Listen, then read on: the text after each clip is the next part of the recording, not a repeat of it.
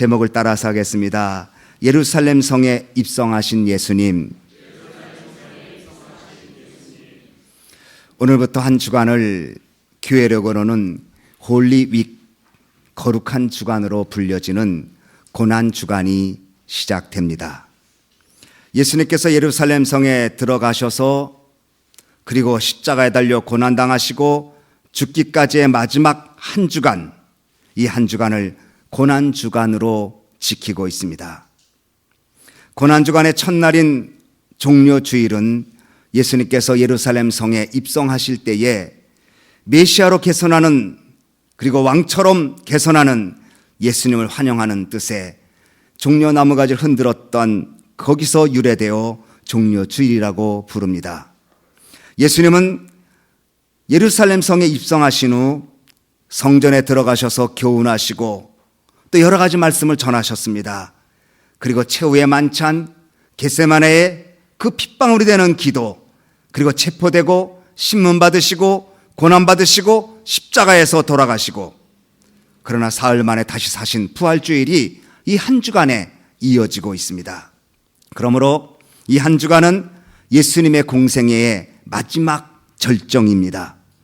구원 사역에 있어서 가장 중요한 시기입니다.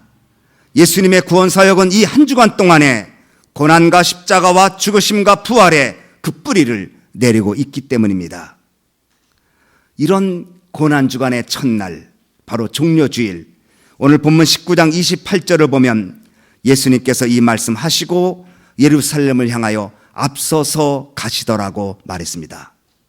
앞서 가시더라.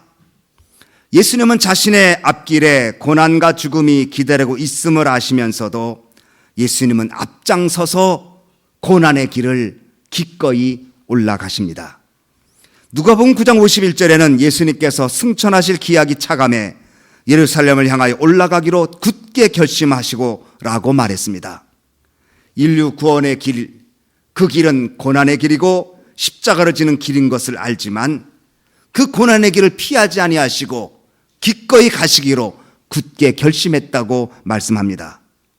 누가복음 18장 31절에 보면 예수님께서 12 제자를 데리시고 이르시되 보라, 우리가 예루살렘으로 올라가노니 선지자들로 기록된 모든 것이 인자에게 응하리라. 예수님은 예수님에게 기록된 모든 말씀이 응하는 그 길을 기꺼이 가십니다. 다시 말하면 예수님의 삶은 하나님의 말씀의 성취를 위한 삶을 사셨습니다. 하나님 말씀 앞에 자신의 뜻을 다 내려놓고 하나님 말씀이 원하시는 그 길을 묵묵히 그 길로 향하십니다. 그래서 말씀대로 행하시기에 오늘 본문 28절에 보면 고난의 길이지만 앞장서서 그 길로 나갔다고 말했습니다. 신앙생활이 무엇입니까? 신앙생활은 말씀을 따라가는 생활입니다. 말씀을 따라가는 생활은 비록 내 감정적으로나 상식적으로나 의지적으로 받아들이지 못하는 부분이 있어도 하나님이 그렇게 요구하시니 내 생각과 뜻을 내려놓고 그 말씀을 따라 앞장서서 가는 그 길에 하나님의 은혜가 있다는 것을 우리는 알 수가 있습니다. 예수님은 예루살렘으로 올라가는 그 길을 제자들은 잘 이해를 못했습니다. 누가복음 19장 11절을 보면 이렇게 얘기합니다. 저희가 이 말씀을 듣고 있을 때에 비유를 더하여 말씀하시니 이는 자기가 예루살렘에 가까이 오셨고, 저희는, 예수님은 예루살렘에 가까이 오셨고 저희는, 제자들은 하나님 나라가 당장에 나타날 줄을 생각함이라. 예수님은 고난의 길을, 십자가의 길을 생각하며 걸으시는데 똑같은 길을 걷는데 제자들은 하나님 나라가 지금 당장 임해서 로마를 물리치시고 이스라엘을 회복하고 우리는 한 자리 차지할 길을 예수님이 지금 가고 있구나, 그렇게 생각했습니다. 예수님은 십자가의 고난의 죽음의 길을 향해 가시는데 제자들은 영광의 길만, 이스라엘 회복의 길만을 생각하고 따랐다고 하는, 바로 하나님의 말씀을 바로 알지 못하고 예수님의 심정을 바로 이해하지 못한 제자들의 모습을 봅니다. 예수님, 예루살렘의 길을 향해 가는 예수님의 길과 제자들의 길이 한 길은 가지만 다른 생각을 가지고 그 길을 가고 있었다는 것입니다. 오늘 여러분, 우리들도 주님을 따라가는 믿음의 길을 걷고 있지만, 신앙생활의 순례의 길을 걷고 있지만 예수님과 다른 생각을 하며 그 길을 걷고 있지는 않은지 우리 자신에게 물어봐야 할 것입니다. 예수님은 십자가를 지심에 앞장서서 가시는데 제자들은 이스라엘 나라가 회복되면, 당장이라도 회복되면 자청령 우백화하겠다는 생각으로 따르고 있었는지는 모르겠습니다. 예수님은 이제 예루살렘을 향하여 가시다가 벳파게라는 동네를 지나게 됐습니다. 이곳에 예수님은 베드로와 요한을 보내시면서 나귀를 가지고 오라고 말씀하십니다. 동네에 내려가서 가보면 나귀 새끼를 묶여 있는 나귀 새끼를 볼 것이다. 그러면 그 나귀 새끼를 풀어서 가지고 오라. 혹시 주인이 왜 가지고 가느냐고 물어보면 주님께서 쓰시겠다고 하라는 말만 하라. 베드로와 요한은 교계를 가우뚱하면서 그 마을로 내려갔습니다. 내려갔더니 과연 예수님 말씀하신 대로 나귀가 묶여져 있습니다.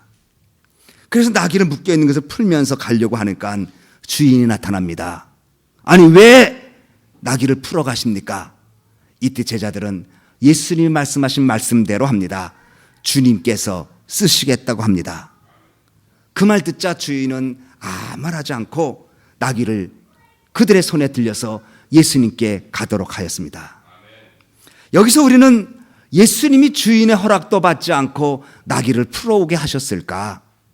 주인의 허락도 묻지 않고 나귀를 풀게 하신 이유는 무엇일까? 나귀 주인이 아니라 진정한 주인은 예수님이라는 것을 보여주고 있습니다. 그렇습니다. 우리 예수님이 우리의 주인입니다. 만유의 주제시요 만물의 주인이십니다. 욥은 말하기를 주신 자도 여호와시요 취하신 자도 여호와시라고 그렇게 고백했습니다. 주고 취하는 자가 주인 되신 하나님이라는 것입니다. 여러분 기억하십시오. 여러분이 가진 모든 것이 내 것 같지만 사실 여러분 것은 없습니다. 여러분이 소유한 모든 것들이 내가 수고하고 애써서 얻었다고 말하지만 사실은 여러분 것은 없습니다. 주님이 부르시면 다 손 놓고 갈 수밖에 없습니다. 우리는 단지 주님이 주시는 시간 속에 주님이 허락한 것을 가지고 관리하는 청지기일 뿐입니다.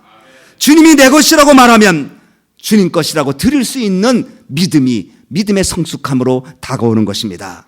나귀 주인은 자기의 것이라고 생각했다가 주님이 쓰시겠다라고 하는 말 한마디에 이것은 주님 것이라고 생각하고 기꺼이 드렸습니다. 파스칼은 말했습니다. 내가 서 있는 것이 내 것이라고 주장하면 하나님께 월권하는 것이다. 내가 서 있는 가게가 내 것이라고 주장하면 하나님께 월권하다는 것입니다. 내가 목회하는 이 소망교회가 내 것이라고 주장하면 하나님께 월권하는 것입니다. 내가 키우는 자녀들이 내 것이라고 주장하면 하나님께 월권하는 것입니다. 내가 가지고 있는 재능과 시간이 내 것이라고 말하면 하나님께 월권하는 것입니다. 하나님이 주어야 받는 것입니다. 하나님이 취하시면 아무도 가질 자가 없다는 것을 우리는 알아야 합니다. 그러므로 나귀 주인이 아니라 예수님이 주인인 것처럼 내 인생도 주인이 내 것이 아니라 주님이라는 사실을 우리는 고백해야 합니다.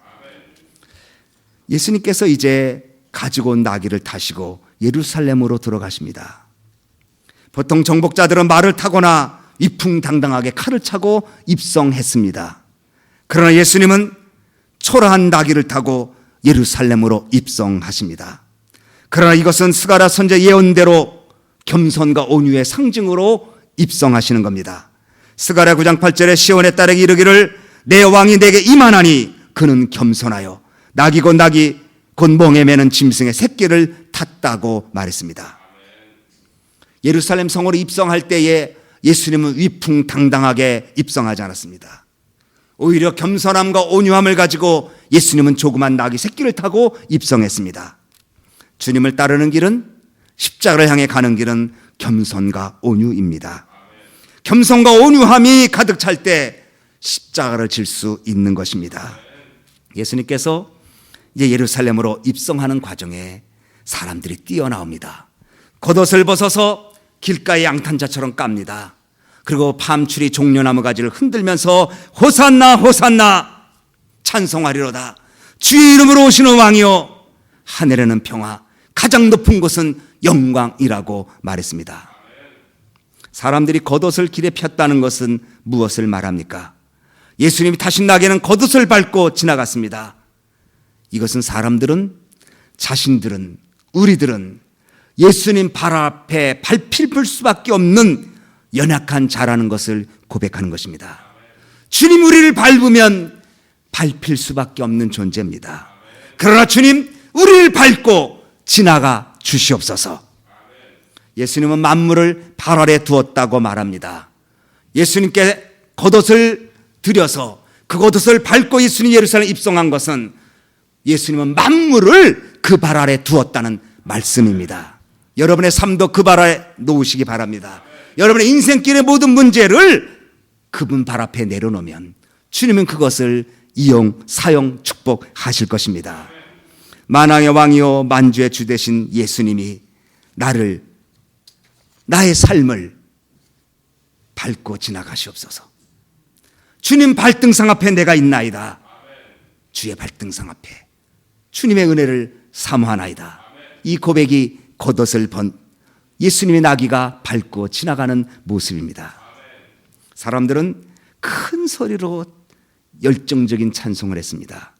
소리를 지르며 뛰어다니며 찬송했습니다. 얼마나 소리를 질렀는지 대제사장과 서기관들이 마태복음 21장 15절에 보면 분을 내었다, 화를 내었다. 또 오늘 본문에 보면 바리새인들이 예수님께 간청하기를 저들이 저렇게 소리 지른다고 그렇게 야단쳐달라고 말했습니다. 하나님께 하는 찬송 열정이 있어야 합니다.